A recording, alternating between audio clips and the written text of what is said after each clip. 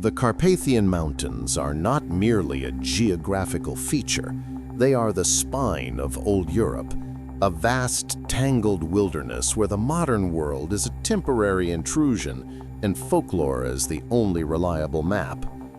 For centuries, the people who have carved out a life in the high valleys, like the tiny, isolated village of Piatra, have lived by a single unwritten rule. The mountains listen, and the mountains watch. Our story takes place in the heart of winter, when the snow does not fall so much as it suffocates, burying roads and silencing the forest, leaving Piatra cut off from everything but itself. Here, in this cold, suffocating silence, the legends of the Lesnik, a forest spirit, a silent shepherd of the lost, are not scary stories for children. They are operating instructions. The villagers know that when the heavy snowfall begins and the winds start to howl with a peculiar high-pitched whistle, something moves among the pines. It is said to guide the lost deeper into the maze, drawing travelers off the marked paths with subtle sounds and phantom landmarks, waiting until the cold has done most of its work. The man who ignored this wisdom was Dr. Adrian Velea, a cartographer and obsessive geographer from Bucharest.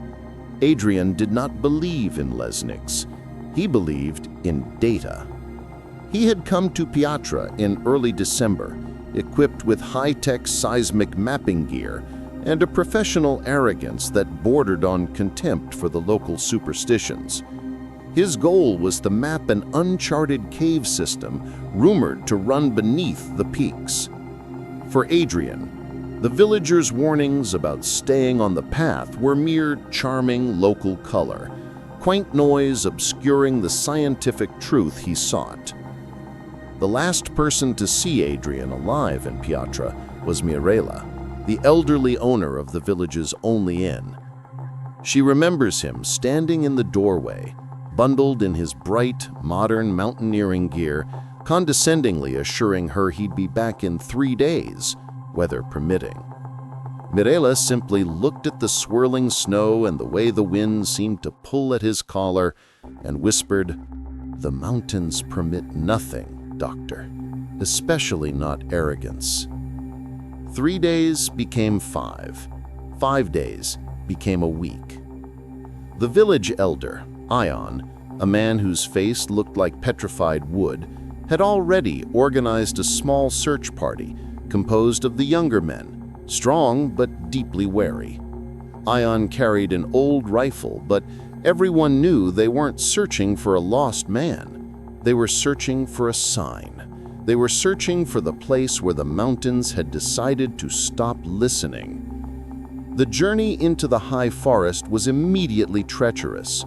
The deep, unbroken snow swallowed sound, transforming the familiar pines into silent, looming specters. The cold was a constant physical antagonist, clawing at exposed skin and stealing warmth from the core. For the first 2 days, the search was methodical, following Adrian's GPS track, a precise, logical line drawn deep into the wilderness. They found his discarded ration wrappers, a discarded ice pick, all exactly where a professional would leave them. But then, on the 3rd day of the search, the track betrayed them. They found themselves in a clearing that wasn't on Adrian's map, surrounded by an unnerving silence. Ion, consulting his compass and the familiar shape of the ridges, swore they should have been miles from this point.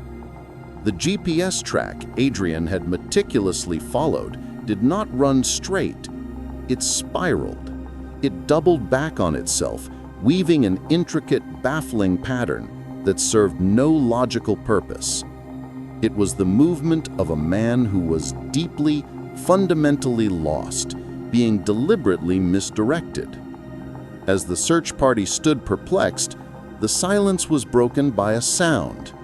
It wasn't the wind, nor was it an animal. It was a faint, human whistle. It was clear, melodic, and seemed to originate from a cluster of rocks just 100 yards away, a sound that signaled help, rescue, and human presence. The young men surged forward, hope blazing in their exhausted eyes. Ion, however, dropped his rifle and threw out his arms, blocking them. His eyes were wide with a terror that transcended exhaustion. He said, "Stop! The Lesnik does not call for help. It calls you deeper." He explained to the panicked young men what their fathers and grandfathers had taught them.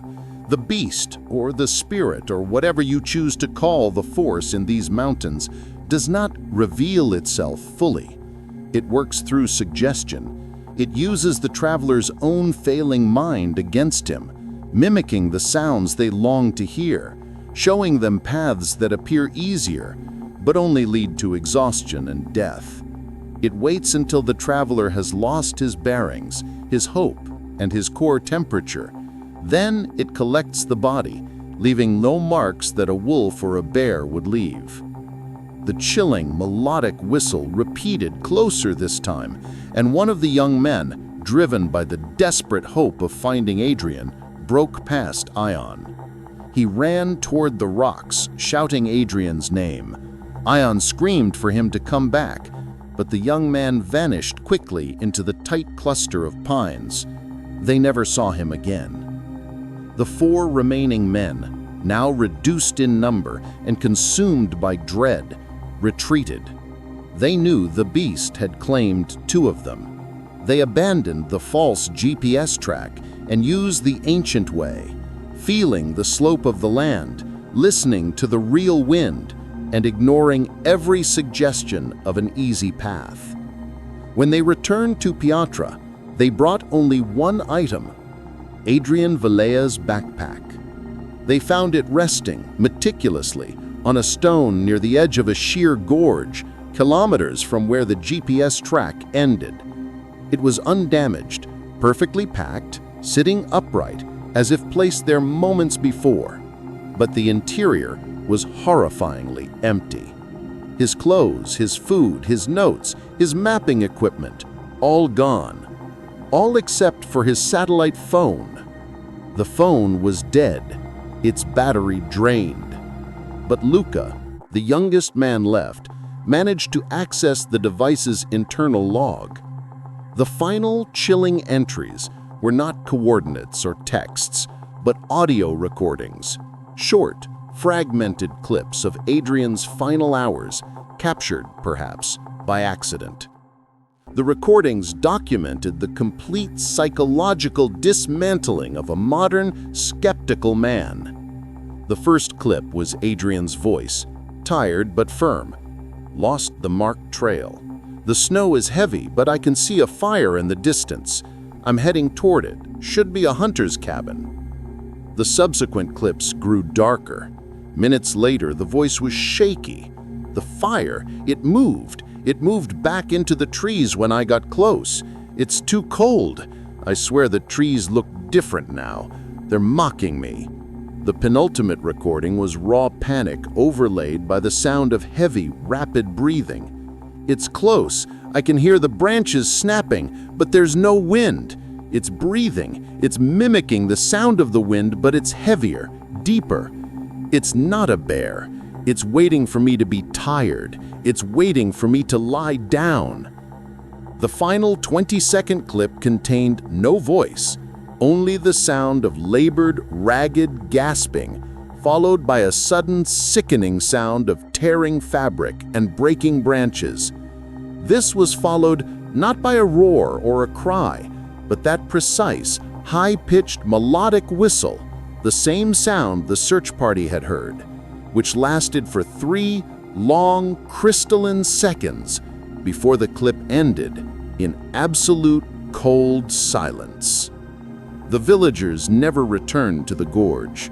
They know that the Lesnik, the shepherd of the lost, had claimed its prize. And they know that every winter, when the mountains fall silent under the suffocating snow, the beast is not hunting new travelers. It is simply waiting for the next arrogant soul to ignore the wisdom of the old ways, to lose their way, and to offer themselves willingly to the depths of the unforgiving forest.